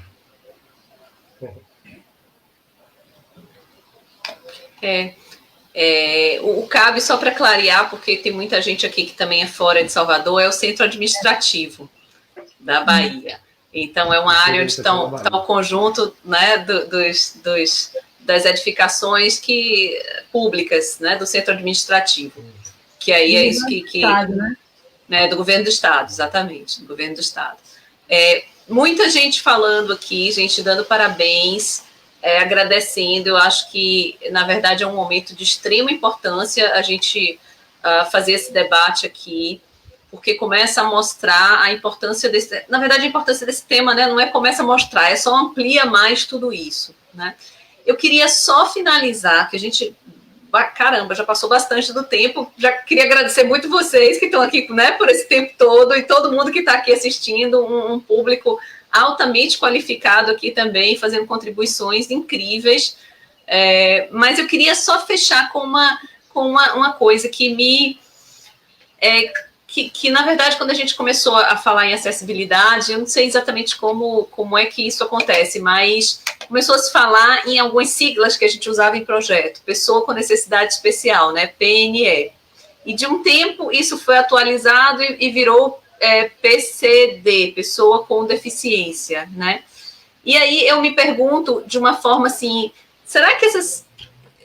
Na minha cabeça, assim, essas nomenclaturas todas, elas são bem menos importantes do que as ações que a gente precisa fazer e que precisa encarar, ou seja, mudança de pensamento. Mas, assim, vocês que estão bem dentro dessa linha daí, dessa área, como é que vocês veem tudo isso? Porque eu acho que, na verdade, na norma fala muito no PCR também, pessoa com cadeira de PCR, pessoa com cadeira de roda. Mas eu gosto de ampliar tudo isso para todos, né? Então, como que fica isso? Essa questão de nomenclatura, como é que essa norma mudou, atualizou, né? Que a gente estava até conversando sobre isso, estava conversando com Marília hoje mais cedo, e aí vem uma novidade boa, a gente vai tentar fazer uma atualização aí de uma cartilha que ajude essa implantação da acessibilidade nos municípios menores e tal. A gente vai tentar trabalhar isso aí. Mas aí eu pergunto a vocês, Marília, Silvana, Adson, que estão bem dentro do tema mesmo, como é que fica essas mudanças da norma, essas nomenclaturas, como que a gente como está isso hoje, como é que é essa atualização, né? Me fala um pouquinho sobre essa questão, eu estou falando da questão agora, legislação, a questão norma, a questão atender a esses princípios ditados em norma, vamos dizer assim. Como é que está essa... Porque para projeto, às vezes, para a gente é bem difícil, né? Porque, assim, como projeto, você tenta se atualizar e aí já tem uma novidade.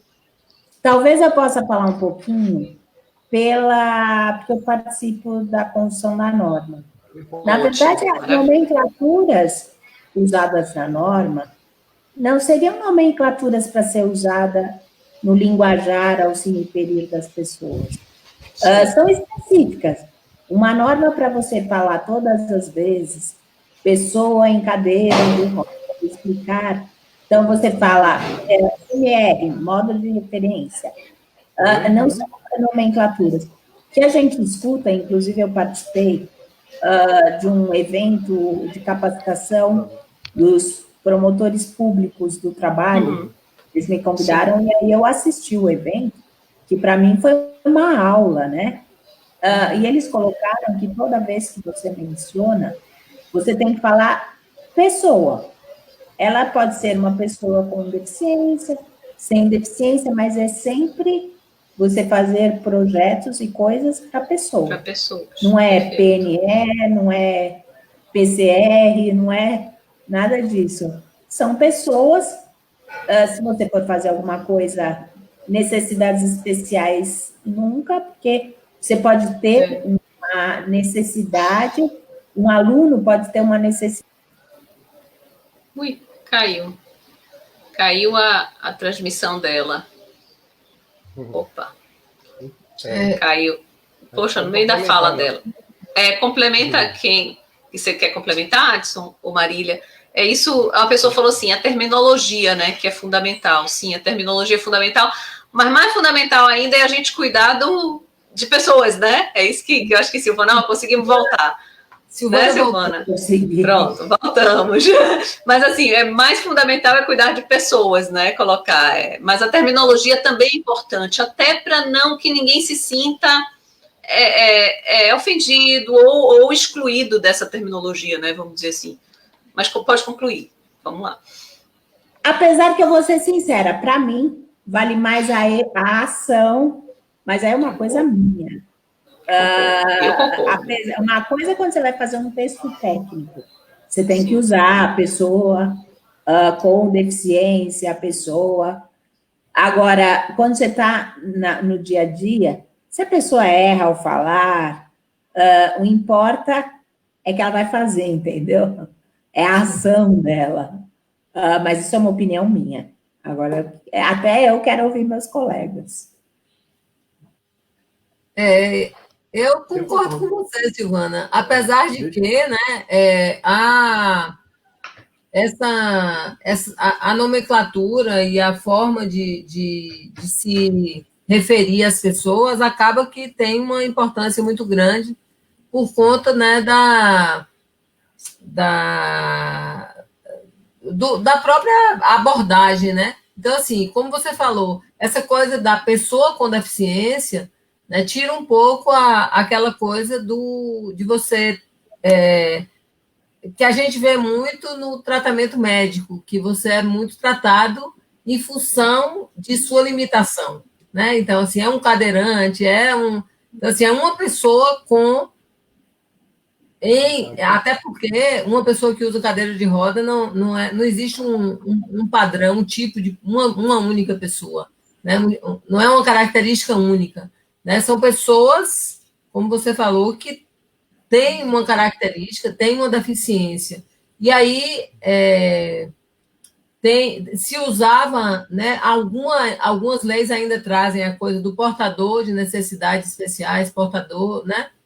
E assim, não é portador, porque a gente não pode deixar a deficiência guardada, né? A gente tem uma deficiência, mas apesar de você ter uma deficiência, uma determinada limitação, ou ter uma mobilidade reduzida, você é uma pessoa, né? Então, assim, um reconhecimento de que você trabalha, ou você faz um projeto, ou que a cidade deve estar preparada para atender a uma pessoa, seja quais sejam as características, né, que essa pessoa tenha. Então, eu acho que Zenira está falando aqui também sobre a questão da nomenclatura. Eu acho que a terminologia é importante, mas eu, pessoalmente, concordo com a Silvana. Eu acho que, assim, mais importante do que todo o discurso é a prática, né?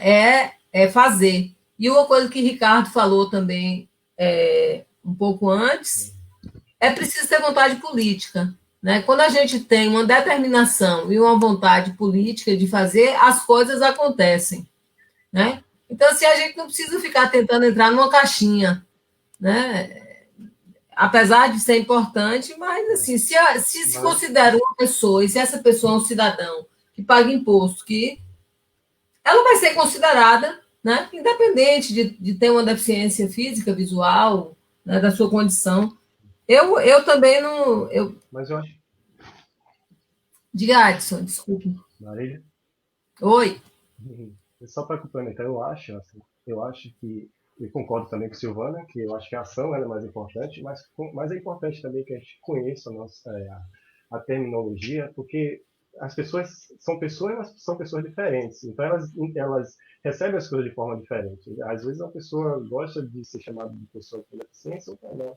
Se a gente pegar uma nomenclatura que já é aceita pela população com deficiência, a gente não corre o risco de ofender a pessoa quando a gente fala. Mas, de fato, a ação ela é muito importante, ela é muito mais relevante. Perfeito, é isso aí. Eu acho que a ação é mais relevante, mas a terminologia também é importante, como o Adson falou, até para não ofender ninguém e até não excluir mesmo, né, as pessoas, porque eu acho que a acessibilidade, a grande questão da acessibilidade é ser inclusiva, é incluir, é atingir a todos, né? Gente, olha, o tempo voou. A gente vai ter que parar. Vamos marcar uma segunda rodada. Se vocês toparem, a gente marca uma segunda rodada. O pessoal está pedindo aqui também, né? Então, agradecer demais a todo mundo que esteve aqui, vocês principalmente, né? E todo mundo que esteve aqui nessa troca com a gente, no chat aqui, muita gente, realmente muito legal. Quem quiser conhecer um pouco mais do projeto do Pelourinho, acessa no site, gente? Eu vi isso aqui no site. Diga aí para a gente. Essa publicação, como é que faz? Você pode entrar como é que faz no site da Secretaria da Justiça, eu acho que tem disponível lá para a pessoa baixar. E também se você colocar no Google já aparece. Certo. Projeto de acessibilidade do Pelourinho, né? Joia, para quem quiser conhecer um pouco mais. Maravilha. Vamos sim, vamos ampliar isso. As pessoas estão falando aqui de que é necessário tudo isso, de ampliar esse pensamento, né? Alguma colocação aí que eu perdi, gente? Uma pergunta aqui de Aida. Diga. Ela perguntou se o Ministério Público, os órgãos de fiscalização têm atuado aqui, né? Têm ajudado. A gente tem um apoio muito grande desses órgãos. Como eu falei, o governo do estado faz parte do surgiu a palavra aqui. Mas assim, a gente tem o apoio, a gente também tem uma parceria com o PROCON, que a gente faz fiscalização com o PROCON, porque a pessoa com deficiência também é um consumidor e ela tem que ser tratada como qualquer outra pessoa, ela tem que ter acesso a todos os serviços. Então a gente tem uma parceria muito grande aqui com o PROCON. Tá. Eu vou fazer o seguinte, eu vou passar a palavra aqui para vocês poderem fazer suas considerações finais. Eu queria, inclusive, agradecer muito a Secretaria do apoio, falar que fiquei super sentida de Baroni não ter conseguido participar, mas na próxima ele vai estar aqui, vai participar, né, com certeza. Então, passo a palavra a vocês. O Ricardo mandou dizer aqui, viu, Marília, tem um recado para você. Dizer a Marília que estou com saudades. Ricardo Muniz. Mas vamos lá, estou passando a palavra aí para vocês, para poder fazerem as considerações finais, e já deixo aqui meu muito, muito obrigada a todo mundo que está aqui na mesa, que está, as meninas, a Vani e Tayane, que ajudaram muito a gente aí nesse processo. Então, vou passar para vocês aqui para as considerações finais, tá bom? Quem vai? Quem começa? Eu? Pode ir. Vou responder. Eu também estou com saudade, Ricardo. Um beijo grande. Saudade de você, Silvana. Saudade de muita gente. A gente agora tem ficado com saudade de ver as pessoas, né? Mas a gente espero que a gente se veja muito, muito brevemente. E se a gente não conseguir, a gente vai se encontrar em Paraty, né, Regina?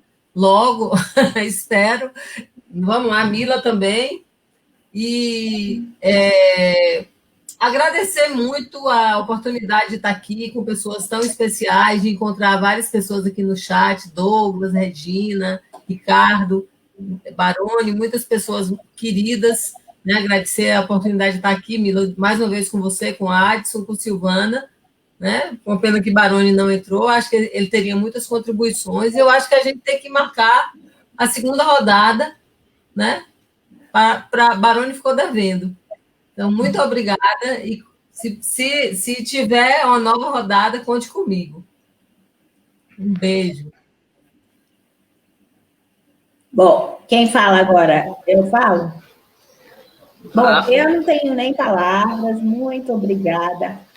Estou com muita saudade do Baroni, queria muito vê-lo também, porque, nossa, é um companheiro de batalha, de luta antiga, e que está conseguindo fazer um ótimo trabalho em Salvador há muitos anos, junto com o Adson, a Marília, que por muito tempo contribuiu com projetos maravilhosos, e esses meus dois colegas incríveis, que eu fico muito feliz em estar com eles, e agora a Mila também, né, que está fazendo parte do grupo, e cada vez que a gente tem o poder de falar com as pessoas, de acessibilidade, de ampliar conceitos, de trocar ideia, porque vocês do outro lado também, mesmo que não estão aqui na frente, passa muita coisa para a gente, assim, São Paulo, Salvador, seja de onde for, pelo menos a internet tem isso de bom. É fácil e deixa a gente ficar longe e perto. E isso é que minimiza um pouco passar esse período complicado que a gente está passando, que é ter esses encontros e tanta gente para conversar e aproveitar para transformar ideias e a gente parar esse período e pensar como a gente usa o nosso espaço, quem não tem, né, alguma dificuldade de locomoção, mas pode mudar alguma coisa, como a gente usa e como a gente pode tornar o dia a dia cada vez melhor para todo mundo. Então, obrigada pelo convite e por estar aqui com vocês. Pronto, Adson. Próxima, tamo juntos. Tamo juntos. Adson. Eu também agradeço pelo convite. Queria só deixar com uma palavra aqui, uma recomendação, né, que é a empatia. É importante a gente ter empatia, porque quando a gente consegue ter empatia, a gente consegue perceber a necessidade do outro. Né? Então, vamos praticar o exercício de se colocar no lugar do outro, como profissionais, do dia a dia. E também quero me colocar à disposição para na próxima rodada. Também quero participar. Vamos sim, e a gente está interestadual, viu? Blumenau está aqui representado por Thaís, Rio de Janeiro, né? Também aí, São Paulo em massa, Bahia. Então, é isso aí, eu acho que é exatamente isso, essa é nossa ideia, gente, é juntar tudo, é a gente ficar cada vez mais forte e mais colaborativo, vamos dizer assim, né? Porque só assim a gente vai conseguir construir isso de uma forma mais sólida, né? Com a mudança de pensamento, a mudança de sentimento, né? E aí as coisas se estabelecem, vão fluindo, né? As coisas vão acontecendo quando a gente muda de dentro para fora, né? Muito obrigada a todos. Daria para ficar aqui mais o resto da tarde, mas a gente vai marcar a temporada 2 com certeza. Vou tentar deixar, eu não sei muito bem como é que finaliza aqui, porque é a primeira vez que a gente faz, que eu faço aqui no YouTube, mas eu acho que consigo deixar gravada assim. Então a gente vai divulgar aqui a gravação dessa live, tá bom? Muito obrigada a todos. Boa tarde, até a próxima. Vamos lá. Tchau, Mila. Tchau. Muito obrigada. Tchau, Silvana. Beijos para todos. Beijo, Marília. Beijo, Adson, Mila. Dá um beijo. Beijo. Isso. Beijo. Obrigada, Tayane e Avani. Muito obrigada também. Beijo, meninas. Beijo, Adson. Tchau, gente. Tchau.